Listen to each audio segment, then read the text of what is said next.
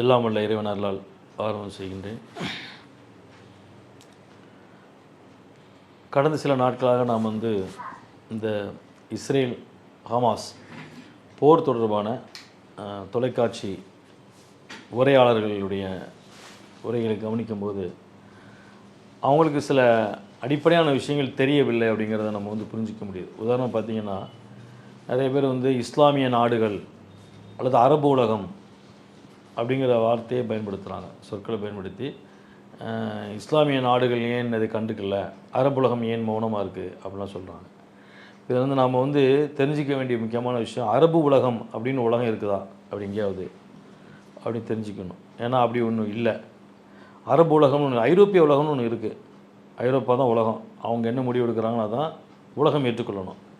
அவங்க இப்போ ஐரோப்பா 28 நாடுகள் சேர்ந்து அவங்க ஒரு யூனியனாக இருக்கிறாங்க. ஐரோப்பிய யூனியனில் 28 நாடுகள் மெம்பராக இருக்கிறாங்க. அந்த பிரிக்ஸிட் அப்படின்னு சொல்லிட்டு பிரிட்டன் அதிலேருந்து வெளியே போயிட்டாங்க. இப்போது இந்த மாதிரியான ஒரு ஒருங்கிணைப்பு எல்லா விஷயத்துலையும் உலகத்தை கட்டுப்படுத்தக்கூடிய, உலகத்தின் மீது அதிகாரப்படுத்தக்கூடிய ஒரு அதிகாரமிக்க சக்தியாக ஐரோப்பா இருக்கிற மாதிரி, குறைந்தபட்சம் ஆசியாவில் இருக்கக்கூடிய நாடுகளையாவது அதிகாரப்படுத்தக்கூடிய ஒரு அமைப்பாக இந்த சோகால்டு இஸ்லாமிய நாடுகள், இஸ்லாமிய நாடுகள் என்று அழைக்கப்படக்கூடிய அந்த நாடுகள், அல்லது இந்த அரபு உலகம்னு சொல்கிறாங்கல்ல, அப்படி அந்த மாதிரியான உலகம் ஏதாவது அதுக்கு அப்படி இந்த மாதிரி ஏதாவது தன்மை அதிகாரம் ஏதாவது இருக்கானா ஒன்றுமே கிடையாது. அப்படிலாம் இருந்திருந்தால் இன்றைக்கி உலகம் முழுக்க முஸ்லீம்கள் கொல்லப்பட மாட்டாங்க. குறிப்பாக இந்த பாலஸ்தீனத்தில் இன்றைக்கி 23,000 பேர் கொல்லப்படுறதுக்கான வாய்ப்பு இருந்திருக்காது. அப்போ இந்த மாதிரியான ஒரு உலகம் முழுக்க மக்கள் கொலை செய்யப்படுகிற போது, உலகம் முழுக்க அநீதிகள் தலைவிரித்தாடுகிற போது, இவங்களால் ஏன் ஒன்றும் செய்ய முடியலை, ஏன் ஒன்றும் பண்ண முடியும்? அப்போ இவங்களாம் யார் அப்படிங்கிறத நம்ம பார்க்கணும்.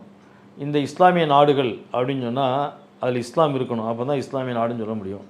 இது முஸ்லீம் அரசர்கள் அல்லது முஸ்லீம் ஆட்சியாளர்கள் அதிகாரப்படுத்தக்கூடிய ஒரு நிலப்பகுதிகள், அது துண்டு துண்டாக்கப்பட்ட ஒரு நிலப்பகுதிகள். அதை ஒவ்வொருத்தரும் ஒவ்வொரு குடும்பம். சவுதி அரேபியா பொறுத்த மட்டும் மன்னர் சவுத் இப்னு சவுத் அவருடைய தலைமுறை, இந்த மாதிரி அதே மாதிரி அபுதாபியில், கத்தாரில், யூஏஇயில், இப்படி எல்லா நாடுகள்லையும் பார்த்திங்கன்னா ஒரு மன்னர் இருப்பாங்க. குவைத்தில் இருப்பாங்க. அது போக நீங்கள் பார்த்தீங்கன்னா இப்போ ஈராக்கில், எகிப்து, ஜோர்டானில் மன்னர் தான் இருக்கிறாரு. சிரியா, அல்ஜீரியா, நைஜீரியா பார்த்திங்கன்னா இராணுவத்தினுடைய தலைவர் இருப்பாங்க, இராணுவ ஆட்சியாளர்கள். எகிப்தில் பார்த்திங்கன்னா அல் சிசின்னு ஒருத்தர் இருக்கார், அப்துல்லா அல் சிசி. இவர் யாருன்னா ஒரு இராணுவ தளபதி. இவர் திடீர்னு ஒரு புரட்சி ஏற்படுத்தி என்ன பண்ணுறாரு, இராணுவ புரட்சி ஏற்படுத்தி முர்சின்னு ஒருத்தர், முகமது முர்சி, இவர் தான் எகிப்துடைய எலெக்டட் பார்லிமெண்ட்டில் ஒரு பிரதமராக இருந்தார். அந்த பார்லிமெண்ட்டை கவுத்து அவர் கைது பண்ணி சிறையில் வச்சுட்டு இவர் ஆட்சியாளராக வந்துட்டார். இந்த மக்கள் ஒப்புதல் கிடையாது, எலெக்ஷன் கிடையாது, பார்லிமெண்ட்டு கிடையாது, எலெக்டட் கவர்மெண்ட்டு கிடையாது, எதுவுமே கிடையாது. அவருக்கு பிறகு அவர் அடுத்து ஒரு இராணுவ தளபதி எகிப்தில் ஆள வருவார். அது மாதிரி இந்த அரபு நாடுகளை பொறுத்த மட்டும் ஒரு மன்னர் செத்து போயிட்டாருன்னு அவருடைய தம்பி அல்லது அவருடைய வாரிசு அவங்க அதிகாரத்துக்கு வந்துடுவாங்க. அவங்கக்கிட்ட தான் அரண்மனை இருக்கும், அவங்கக்கிட்ட தான் அதிகாரத்தின் சாவி இருக்கும், அவங்க தான் எண்ணெயை விற்பாங்க, அவங்க தான் அமெரிக்காவில் ஒப்பந்தம் போடுவாங்க. இந்த மாதிரியான அப்படி போய்கிட்டே இருக்கும். அப்போது இதுக்கு இஸ்லாத்துக்கு என்ன சம்பந்தம் அப்படிங்கிற கேள்வி இருக்குது. அப்போ இஸ்லாமிய நாடு அப்படின்னு சொல்லும்போது இஸ்லாம்ங்கிற வார்த்தை அதில் வந்துடுது.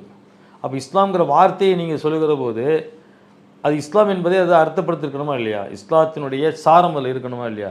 அப்படி எதாவது இருக்கா அப்படின்னு பார்த்தீங்கன்னா, இந்த கான்ஸ்டியூஷன் அப்படின்னு சொல்லுவாங்க, அரசமைப்பு சட்டம் இருக்குல்ல. இன்றைக்கி Saudi Arabia, Kuwait, Bahrain, Abu Dhabi, Qatar, இந்த எந்த நாட்டுக்கும் கான்ஸ்டியூஷன் கிடையாது. இவங்க யாருமே தங்களுக்கான ஒரு அரசியமைப்பு சட்டத்தை எழுதலை, அப்படின்னு வச்சுக்கொள்ளவே இல்லை. ஆனால் உலகத்தின் முதல் அரசியமைப்பு சட்டத்தை யார் எழுதுனது அப்படின்னா, முகமது நபி தான் முதல் அரசியமைப்பு சட்டத்தை மதீனாவில் எழுதுகிறாங்க. அந்த அரசியமைப்பு சட்டமானது மக்களுக்கான உரிமை என்ன, மக்களுக்கான அதிகாரம் என்ன, மக்களுக்கான கடமை என்ன அப்படிங்கிறது சொல்லுது இல்லையா. அதில் தான் எல்லா விதமான சட்டங்கள், சிவில் லா, கிரிமினல் லாஸ் இருக்குது. பெண்களுக்கான உரிமை என்ன, குழந்தைகளுக்கான உரிமை என்ன, பெற்றோர்களுக்கான உரிமை என்ன அப்படிங்கிற அனைத்தும் எழுதி உருவாக்கப்பட்ட ஒரு அரசியமைப்பு சட்டம். அந்த அரசியமைப்பு சட்டத்தின்படி தான் முதல் அரசானது மதீனாவில் தோன்றுது. அந்த அரசு அப்படியே உலகம் முழுக்க அப்படியே விரிவுபடுது. அப்படி விரிவுபட்டு அது என்ன ஆகுதுன்னா, அந்த பக்கம் மொரோக்கோ, அதுக்கு அங்கிட்டு போனீங்கன்னா மத்திய தரைகள் தான் இருக்கும். அதுக்கு அங்கே நாடுகள் கிடையாது. மொரோக்கோ வரைக்கும் எட்ஜ் வரைக்கும் போயிடுச்சு ஆப்பிரிக்காவில். இந்த பக்கம் பார்த்தீங்கன்னா நீங்கள் துருக்கி வரைக்கும் போயிட்டாங்க. துருக்கியிலேருந்து கூட நீங்கள் வந்து ஃப்ரான்ஸ், பிரிட்டன்லாம் போகிற அளவுக்கு வந்து நிறைய முயற்சிகள் முன்னெடுப்பு நடந்துச்சு. ஆனால் தொடர்ந்து நடந்த போர்களில் துருக்கி வந்து தோற்று பலவீனப்பட்டதுனாலையும், முதல்ல கைப்பற்றிய இடங்களை கைவிட்டதுனாலையும், அல்லது வந்து துருக்கி வந்து துருக்கினா துருக்கி இல்லை, அது இன்றைக்கி இருக்கிற துருக்கி நாடை நீங்கள் வந்து கற்பனை பண்ணக்கூடாது. அந்த ஒரு மிகப்பெரிய பரந்த இஸ்லாமிய ஒரு அரசு என்பது அது ஐரோப்பாவுக்குள்ளே நுழைஞ்சிட்டா ஐரோப்பாவுடைய தன்மை, கலாச்சாரம், அவனுடைய பண்பாட்டு சூழலியல், அவனுடைய இன தூய்மை, நாங்கள் வெள்ளையர்கள் அப்படிங்கிற இன தூய்மை எல்லாமே அழிஞ்சிடும். அப்படிங்கிறதுனால இந்த இஸ்லாமிய அரசு என்பது ஐரோப்பாக்கள் நுழைய விடாமல் தடுக்கணுங்கிறதுக்கான கடும் முயற்சிகளில் அவங்க வந்து ஈடுபட்டிருந்தாங்க. அதனால் வந்து ஒரு குறிப்பிட்ட எல்லைக்கு மேலே அது போக முடியல. அதுக்கு பிறகு 18ஆம் நூற்றாண்டில் மிகப்பெரிய பலவீனத்தை வந்து அந்த கலிஃபா என்பவர் இஸ்லாமிய ஆட்சியாளர், அவருடைய ஆட்சியினுடைய அதிகாரத்துக்கு பேர் கிலாஃபா என்ற ஒரு அரசாட்சிக்கு பேர் தான் வந்து இஸ்லாமிய அரசு. கலீஃப் அப்படின்னா அவர் பிரதிநிதின்னு அர்த்தம், கலிஃபா அப்படின்னா அவர் வந்து இறைவனின் பிரதிநிதினு அர்த்தம். இப்போ இறைவனின் பிரதிநிதி என்ன அர்த்தம் அப்படின்னா, இந்த உலகத்தை ஆளுவது, உலகத்தின் மீது உலகத்தை அதிகாரப்படுத்துவது, உலகத்தில் இறைவனின் ஆட்சி நடந்து கொண்டிருக்கிறன்னு சொல்லுவாங்க. எல்லாத்துக்கும் மேலே ஆண்டவர் இருக்கான்பா, வந்து அந்த உலகத்தை எல்லாத்தையும் பார்த்துட்டு இருக்கான், வந்து ஆண்டுட்டு இருக்கான்னு சொல்லுங்க. அந்த இறை ஆட்சி இருக்குல்ல, அந்த இறை ஆட்சியை இறைவனின் சார்பில் இருந்து கையொப்பமிட்டு அதிகாரப்படுத்தக்கூடிய ஒரு நபர் தான் இறை பிரதிநிதி, ஆட்சி பிரதிநிதி. இந்த இறையாட்சி பிரதிநிதி இருக்கிறார் இல்லையா, இவருக்கு அதிகாரத்தை யார் கொடுக்கணும்? இவர் நேரம் வானத்தில் போய் ஆண்டவன்கிட்ட போய் ஒப்புதல் வாங்கிட்டு வருவார். இந்த உலகத்தை மக்களை ஆளுவது கிடையாது, அதுவும் மக்கள் தான் கொடுக்கணும்.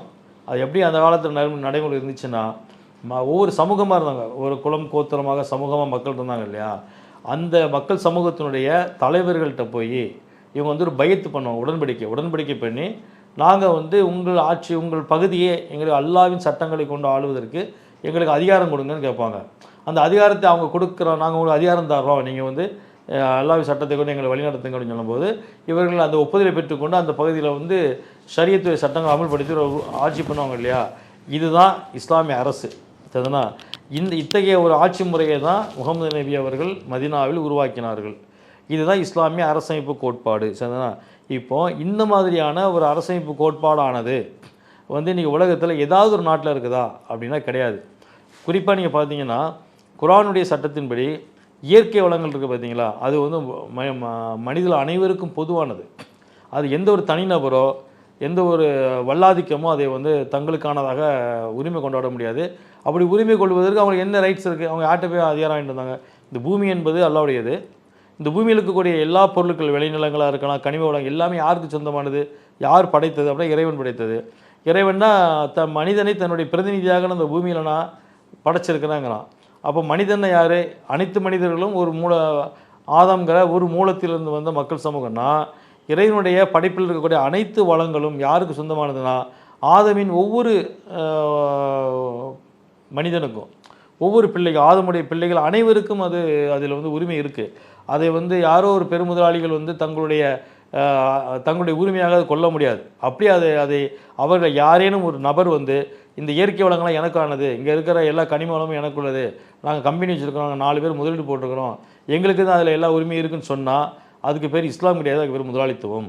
அப்போது ஒரு முதலாளித்துவ அரசுகளாகவும் முதலாளித்துவத்துக்கு எடுபடி வேலை செய்யக்கூடிய ஒரு ஏஜென்ட்டுகளாகவும் இருக்கக்கூடியவர்களை நீங்கள் இஸ்லாமிய ஆட்சியாளர்கள் என்றும், அல்லது அந்த நாடு வந்து இஸ்லாமிய நாடு என்றும் நீங்கள் புரிந்து கொள்வது என்பது நீங்கள் இஸ்லாத்தை புரிந்து கொள்ளவில்லை என்பதிலிருந்து விளங்குகிறது இல்லையா. அப்போது அல்லாஹ்வுடைய சட்டங்களை நடைமுறைப்படுத்தணும். இந்த உலகத்தினுடைய வளங்கள் அனைத்தும் மக்களுக்கு பொதுவானதாக ஒரு ஆட்சியாளர் வந்து என்ன செய்யணும்? அதை கருதணும். எந்த ஒரு தனிநபருக்கும் வந்து அதனுடைய இயற்கை வளங்களை கொள்ளையடிப்பதற்கு அனுமதிக்கக்கூடாது. குறிப்பாக முகமது நபி அவருடைய ஒரு சொல் என்ன கேட்டிங்கன்னா, செல்வம் ஒரு பக்கமாக சென்று சேர்ந்து விடாமல் பார்த்து கொள்ளுங்கள். இது வந்து ஆட்சியாளர்களுக்கு சொல்லப்பட்டது. செல்வம் வந்து என்ன செய்யக்கூடாதுன்னா ஒரு பக்கமாக சாஞ்சிடக்கூடாது. ஆனால் இன்றைக்கி நீங்கள் பாருங்கள், ஒட்டுமொத்த வளத்தில் இந்த இந்தியாவில் வந்து இந்தியாவில் மட்டும் எல்லா நாடுகள்லையும் ஒரு புள்ளிவர் எடுப்பாங்க. ஏன்னா ஒட்டுமொத்த வளங்களை அனுபவிக்கக்கூடிய மக்களுடைய எண்ணிக்கை என்ன அப்படின்னு கேட்டிங்கன்னா, 2013 75% வளங்களை ஒரு விழுக்காடு மக்கள், அதாவது ஒரு விழுக்காடு மக்கள் நாட்டினுடைய எத்தனை விழுக்காடு வளங்களை பயன்படுத்துகிறார்கள் அதில் உரிமை கொண்டாடுறாங்க அப்படிங்கிற ஒரு கணக்கு இருக்குது. அப்படி பார்த்தீங்கன்னா 75 விழுக்காடு வளங்களை 1 விழுக்காடு மக்கள் வந்து அனுபவிக்கிறாங்க. அப்போ 99 விழுக்காடு மக்கள் வந்து 25 விழுக்காடு மிச்சமுள்ள 25 விழுக்காடு வளங்களை தான் அனுபவிக்கிறாங்க. அப்படின்றது என்ன ஒரு ஒரு அன்ஈக்குவாலிட்டி இருக்குது பார்த்தீங்களா, ஒரு சமமற்ற நிலை. இது என்றைக்குமே இஸ்லாம் கிடையாது. அப்போது மனிதர்கள் அனைவரும் சமம் அப்படின்னா இந்த பிறப்பின் அடிப்படையில் மட்டும் சமம் கிடையாது. அனைவரும் சமம்னா இயற்கை வளங்களை உரிமை கொண்டாடுவதாக இருக்கட்டும், அப்புறம் வந்துட்டு ஆட்சியில் பங்கேற்பதாக இருக்கட்டும், சட்டத்திட்டங்களின்படி நடத்தப்படுவதாக இருக்கட்டும், அனைத்திலும் சமமாக நடத்தப்படணும். உதாரணம் சின்ன விஷயம் நான் சொல்லிடுறேன், அதை நீங்கள் புரிஞ்சுக்கலாம். உதாரணமாக ஒரு பெட்ரோல் பங்க் இருக்குது, அங்கே ஒரு ஆடி கார் முதல்ல போகுது. அவங்களும் 1 லிட்டர் பெட்ரோல் 100 ரூபான்னு போடுறாங்க. அவன் 10 லிட்டர் போட்டு போயிடுறான் 1000 ரூபாய்க்கு. அவன் போன ஒரு ஆட்டோக்காரன் வரான், அவனுக்கு 1 லிட்டர் பெட்ரோல் 100 ரூபா, அவனும் 10 லிட்டர் 1000 ரூபாய்க்கு போடுறான். அப்படின்னா இது என்னது ஈக்குவாலிட்டி. ஒரு ஆடி கார் வச்சுருக்கிறவனுக்கு ஆட்டோ வச்சுருக்கிறவனுக்கு இடையில வந்து அரசு என்ன செய்யலை, வேற்றுமை காட்டலை. இது சமமாக நடத்துது 2 பேரையும் அப்படிங்கிறது நமக்கு புரியுதா. இது வந்து ஒரு கோமாளித்தனமான ஒரு சமநிலை. அவை இஸ்லாம் இந்த சமநிலையை சொல்லலை. இஸ்லாம் சொல்வது ஈக்குவாலிட்டியில் ஈக்விட்டினா சமநீதி. அதாவது ஆட்டோக்காரனுக்கு 100 ரூபானா ஆடிக்கார் வச்சுன்னா 1000 ரூபா கொடுக்கணும். 1 லிட்டர் பெட்ரோலை ஆட்டோக்கார் 100 ரூபாய்க்கு வாங்கினாலும் ஆடிக்கார் வைத்திருப்போம் 1000 ரூபாய்க்கு வாங்கணும். அப்போ தான் அந்த அவன் 2 பேரோட பொருளாதாரத்தை சமப்படுத்தும். நீங்கள் அப்படி இல்லாமல் ஒரு 1000 ரூபாங்கிற பெரிய தொகையே இல்லாத ஒருத்தன் வாங்கக்கூடிய அந்த பணத்தை மிகப்பெரிய ஒரு இழப்பாக இன்னொருத்தன்ட்டு வாங்கிறது வந்து அது சமம் இல்லை. சமம் மாறி தெரிந்தாலும் சமம் இல்லை. இது சமம் அப்படின்னு சொல்கிறது முதலாளித்துவம், இது சமம் இல்லைன்னு சொல்வது இஸ்லாம். அதனால் அப்போது ஒரு குடும்பமோ ஒரு தனிநபரோ பெரும் தொழிலாளர்களோ தொழில் அதிபர்களோ பெரும் முதலாளிகளோ நாட்டின் இயற்கை வளங்களை கொள்ளையடித்து வைத்துக்கொண்டு அது தங்களுக்கு சொந்தமானதை வைத்துக்கொண்டு அதை உற்பத்தி செய்து அது மக்கள் மத்தியில் விற்பனை செய்து மக்களின் அடிப்படை தேவையை புரிந்து கொண்டு அவர்களிடம் இருக்கக்கூடிய உழைப்பையும் அவருடைய வருமானத்தை சுரண்டுறாங்க பார்த்தீங்களா. இத்தகைய சுரண்டலுக்கு துணை போகக்கூடிய அரசுகளும் இந்த சுரண்டலுக்கு துணை போகக்கூடிய ஆட்சியாளர்கள் யார் கிடையாதுன்னா இவர்களுக்கு இஸ்லாத்துக்கும் துளியளவு சம்மந்தம் இல்லை. ஸோ அப்படி ஒன்று இஸ்லாமிய அரசு என்பது நீங்கள் உலகத்தில் எங்கேயுமே கிடையாது. எல்லாமே முதலாளித்துவவாதிகளாலும் முதலாளித்துவத்திற்கு சேவகம் செய்யக்கூடியவர்களாகவும் ஆளப்படக்கூடிய நாடுகள்லாம் இந்த உலகம் முழுக்க இருக்கே தவிர இஸ்லாமிய அரசு என்பது வந்து எங்கேயுமே இல்லை. இதை நீங்கள் புரிந்து கொள்ளணும். அப்போ இஸ்லாமிய அரசு என்றால் என்ன அப்படிங்கிற நீங்கள் படிக்கணும்னா மக்கள் அனைவரும் ஒரு தாய் தந்தையின் மூலத்திலிருந்து பிறந்தவர்கள் என்ற காரணத்தில் அனைவரும் சமம்னா என்ன அர்த்தம்னா ஒருத்தனுக்கு அதிகாரம் இருக்குது, இன்னொருத்தனுக்கு அதிகாரம் இல்லாமல் இருக்குங்க. அவர் வந்து மன்னர் பரம்பரை, அவருக்கு அதிகாரம் இருக்குது அப்படின்னா அவர் ஆதம்லேருந்து பிறந்திருக்கக்கூடாது. அவர் மன்னர் தனியாக பிறந்திருக்கணும், ஆதமுக்கு மன்னராக பிறந்திருக்கணும். ஆதாம் ஏவாளுக்கு ஒரு மன்னர் பிறந்தாருங்க, அவருடைய வாரிசு கீழே தான் ஆதாம் ஏவாளுடைய வாரிசுகள் வாழணும். அப்போ அது கரெக்டாக இருக்குது, புரிதலுக்கு கரெக்டாக இருக்குது. அப்படி இருக்கா? இல்லை, ஆதமிலிருந்து வந்தவன் தான் ஒரு தன்னுடைய அதிகாரத்தை வச்சு மன்னனாயிடுறான். அதே ஆதமிலிருந்து வந்தவன் தான் எந்த அதிகாரம் இல்லைங்க அடிமையாடுறான் இல்லையா.